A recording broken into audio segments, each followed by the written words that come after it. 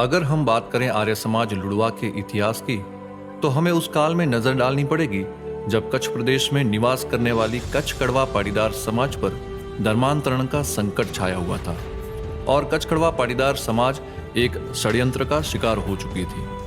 तब यहाँ से 44 किलोमीटर दूर मोटी विराणी गांव में एक नर सपूत नारायण राम जी लिम्बाणी का जन्म हुआ।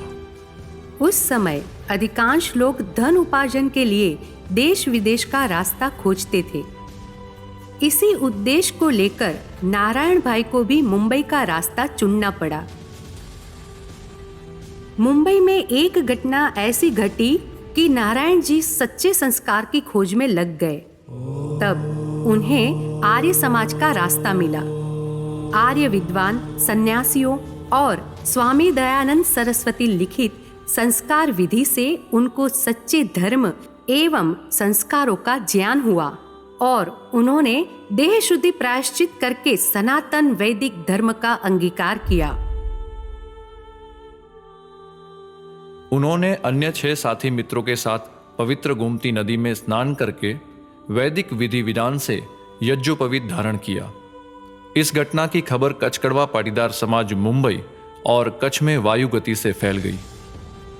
इस समाचार से सामाजिक और धार्मिक नेताओं के पांव तले से जमीन खिसक गई। वे आग बबूला हो गए। उन लोगों ने इन 7 व्यक्तियों और इनके परिजनों तथा मित्रों के साथ पूर्ण रूप से संबंध तोड़ने का आदेश जारी किया और अनेकों प्रकार की यातनाएं देनी शुरू की। उन 7 में से एक सूरवीर थे लुड़वा गांव के श्री हरजी लद्दा रामाणी। वे जब मुंबई से वापस लुड़वा आए तब उनको भी गांव में समाज के अत्याचार का सामना करना पड़ा। एक बार ऐसी स्थिति आई, उनके युवा पुत्र का निधन हो गया। फिर भी समाज का कोई भी व्यक्ति उनके अंतिम संस्कार में सम्मिलित नहीं हुआ। ऐसी विकट घड़ी में भी निडर शूरवीर ने घोषणा की कि मैं अकेला ही अग्नि संस्कार कर दूंगा, किंतु वैदिक धर्म को छोड़कर वापस अधर्म की ओर नहीं लौटूंगा। कुछ समय तक यही स्थिति बनी रही। समय के रहते धीरे धीरे समाज में कुछ जागृति भी आने लगी थी। उस समय लुड़वा गांव के एक युवक खेतसी प्रेमजी लिम्बाणी जो कराची गए थे, उनका वहां आर्य समाज से परिचय हुआ और वे वैदिक विचारधारा से प्रभावित हुए। जब वे लुड़वा में वापस आए तब उन्हें ऐसा लगा कि अन्य युवकों को भी आर्य समाज की इस वैदिक परंपरा से परिचित करवाना चाहिए। वे गांव में अपने मित्र एवं धार्मिक वृत्ति के युवक श्री शिवगण भाई कांजी भाई वेलानी से मिले। खेतसी भाई ने शिवगण भाई के सामने वैदिक धर्म स्वीकार करने के लिए निवेदन किया, किंतु शिवगण भाई ने उसे अस्वीकार कर दिया। कुछ समय पश्चात शिवगण भाई ने अर्थ उपार्जन के लिए अफ्रीका जाना तय किया, पर उनके पास पर्याप्त धन नहीं था। उस समय उन्होंने अर्थ संपन्न ऐसे खेतसी भाई से सहायता मांगी। खेतसी भाई ने उनकी सहायता की और वह दोनों एक साथ अफ्रीका गए। वहां रहने की और काम करने की भी व्यवस्था की।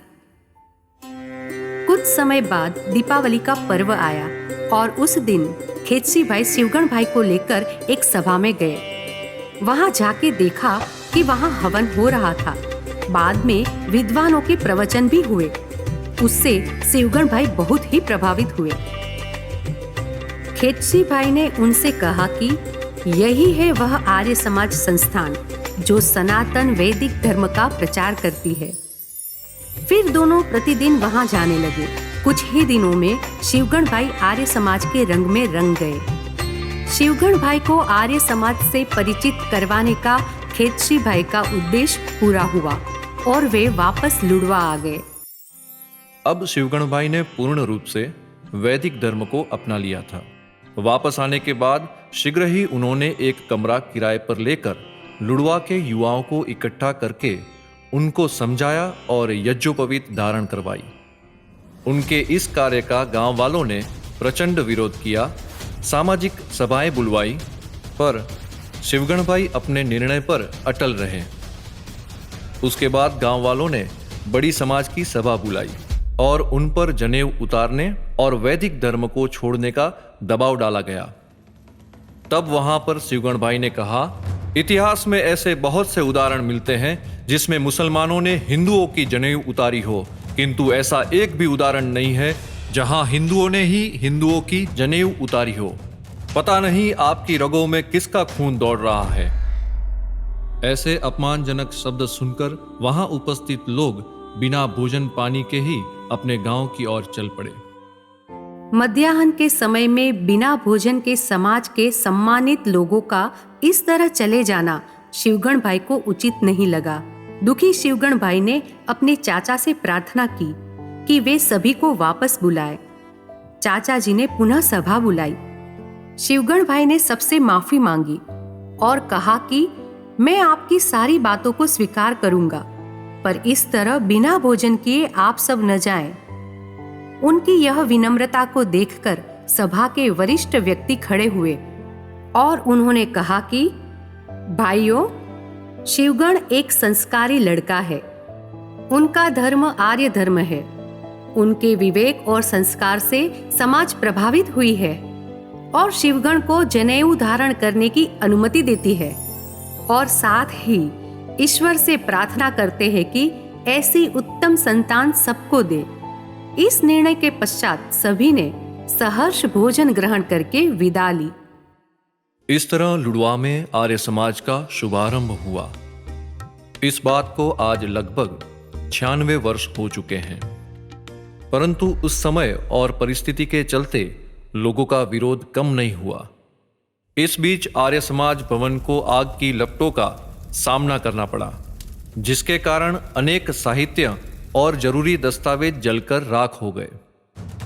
हमारे पास उपलब्ध दस्तावेज और सार्वदेशिक आर्य प्रतिनिधि सभा की सदस्यता को प्रमाण मानते हुए लुड़वा आर्य समाज की स्थापना के 75 वर्ष पूर्ण हो रहे हैं। आज हम अमृत महोत्सव का शुभारंभ करने जा रहे हैं।